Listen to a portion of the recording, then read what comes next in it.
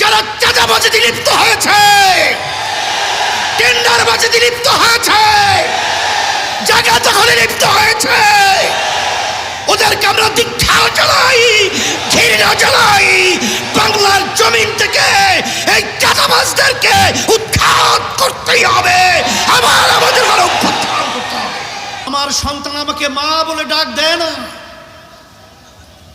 আমি ধিক্কার জানাই, আমি ঘৃণা করি সেই লুবিদেরকে যারা এই সব ইতিহাস ভুলে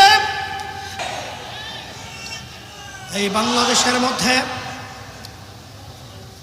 আজকে আমাদের দুঃখ সহকারে বলতে হয়,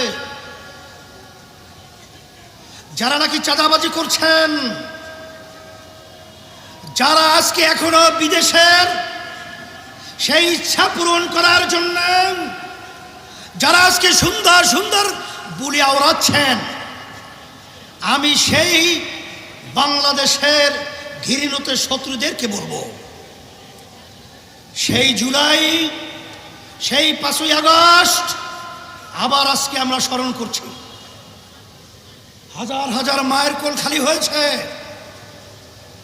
হাজার হাজার আমাদের বাংলাদেশের মেধাবী মেধাবী ভবিষ্যৎ প্রজন্ম সন্তানগুলোকে যে উদ্দেশ্যে তাদের জীবন বিসর্জন করতে হয়েছে, আবার সেই চিত্র আমরা আবার বাংলাদেশে দেখব, এটা কখনোই সহ্য করা যায় না, এটা কখনোই মেনে নেওয়া যায় না। এই বাংলাদেশকে আমরা নতুনভাবে সাজাবার জন্য আমি আপনাদের উদাত্ত আহ্বান জানাবো, আমাদের সেই চেতনাকে আমাদের বুকের ভিতরে ধারণ করে আমরা যেই উদ্দেশ্যে ফ্যাসিস্টকে তাড়িয়েছি, খুনিকে তাড়িয়েছি, এখনো ক্ষমতা প্রেমিকরা সেই দোষে কিন্তু এখনো তারা নিমজ্জিত রয়েছে। আমি তাদেরকে বলবো, আমাদের যুদ্ধ শেষ হয় নাই, আমরা এখনো রাজপথ ছাড়ি নাই। তোমরা বাংলাদেশকে মগের মূল্য পেয়েছো নাকি? না, আমরা তোমাদের কাছে দেশকে ইজারা দিয়েছি। আমি এই দেশের সন্তান, আমরা এই দেশে জন্মগ্রহণ করেছি, এই দেশ আমার, এই দেশ সুন্দর করার দায়িত্ব আমাদের। ফ্যাসিস্ট, চাঁদাবাজ, মিথ্যুক এবং বিদেশের তাবেদারদেরকে এই বাংলার জমিনের মধ্যে আর মাথা উঁচু করে দাঁড়াতে দেয়া যাবে না। এর জন্যে আমি বলবো, যেই উদ্দেশ্যে আশা আকাঙ্ক্ষা নিয়ে আমাদের দেশের এতগুলো সন্তান জীবন দিয়েছিল, পঙ্গু হয়েছে, এখনো চক্ষু হারিয়ে তারা দিন রাত্র অসহায় অবস্থায় যারা আজকে পার করছে, আমার সাংবাদিক বন্ধুদেরকে বলবো, আমার প্রশাসন ভাইদেরকে বলবো, এবং সর্বশ্রেণীর সর্বপেশার আমার ভাইদেরকে বলবো, আসেন আমরা সবাই একত্রিত হই, আমরা সবাই একাকার হয়ে এই খুনিদেরকে, এই চাঁদাবাজদেরকে, এই বিদেশি তাবেদারদেরকে আমরা এই বাংলাদেশের মধ্যে চিরতরে কবর রচনা করতে হবে। সেই হিসাবে আমি সকল কথা আহ্বান জানাচ্ছি, 5ই আগস্টের পরে আজকে বাংলাদেশ নতুন গড়ার একটা ক্ষেত্র তৈরি হয়েছে। এই সুন্দর ক্ষেত্রকে যেন আমরা নষ্ট না করি, এইভাবে আমাদের সজাগ থাকতে হবে। আমরা সবাই একাকার হয়ে পিআর পদ্ধতি নির্বাচনের মাধ্যমে জাতীয় সরকার তৈরি করে আমরা এই দেশকে সুন্দর করব। আল্লাহ রাব্বুল আলামিন আমাদের সকলকে এই সুন্দর দেশ করার এবং এই আশায় আমরা একত্রিত কাজ করতে পারি, আল্লাহ তৌফিক দান করুক। 1 বছর পরে সেই করুণ ইতিহাস চিত্র, সেটা আমরা ধারণ করে সোনার বাংলাদেশ গড়ার লক্ষ্যে মানুষের ন্যায্য অধিকার ফিরিয়ে দেওয়ার চেষ্টায় এদেশের শতকরা 92 জন মুসলমান বসবাস করে। সেই মুসলমানদের মূল চেতনা, নীতি আদর্শের নাম হলো ইসলাম। এক কথায় মানবতা প্রতিষ্ঠার লক্ষ্যে 5ই আগস্ট যে ফ্যাসিস্ট, খুনি, গুমি, আয়নাঘর তৈরি করার কারিগর, আমাদের দেশের টাকা বিদেশে পাচার করার রূপকার এই দিনই ভেঙেছিল।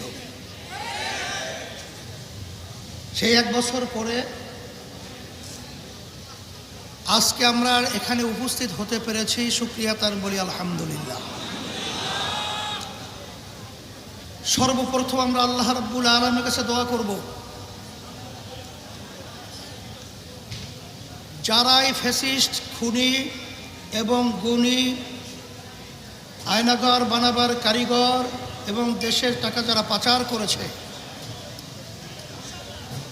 সেই ছাত্ররা এবং জনগণ এই অন্যায় প্রতিবাদে যখন তাদের জীবনের মায়া ত্যাগ করে, যখন বাংলাদেশ সহ বাংলাদেশের সর্বত্র অলিগলিতে যখন আওয়াজ তুলেছিল, তখন আমাদের সেই দৃশ্য এখন আমাদের চোখের সামনে ভাসছে। সেই আবু সাঈদ 2 হাত প্রসারিত করে যখন এই অন্যায়কারীদের প্রতিবাদে যখন তার বুকের ভিতরে গুলি নিয়ে রাস্তায় লুটিয়ে পড়েছিল, সেই পশুরা যারা গুলি করেছিল, সেই চিত্র এখন আমাদের চোখের সামনে ভাসছে। যখন এই আইন অন্যায় প্রতিবাদে যখন আমার ছাত্র ভাইরা, আমার বাংলাদেশের বিভিন্ন পর্যায়ের জনগণ, এমনকি মা বোনেরা পর্যন্ত যখন রাস্তায় নেমেছিল, তখন রৌদ্রের ভিতরে তারা পানি পিপাসা অস্থির হয়ে পড়েছিল, তখন সেই মুখদের সেই পানি লাগবে সেই শব্দ এখন আমাদের কানে দোলিত হচ্ছে।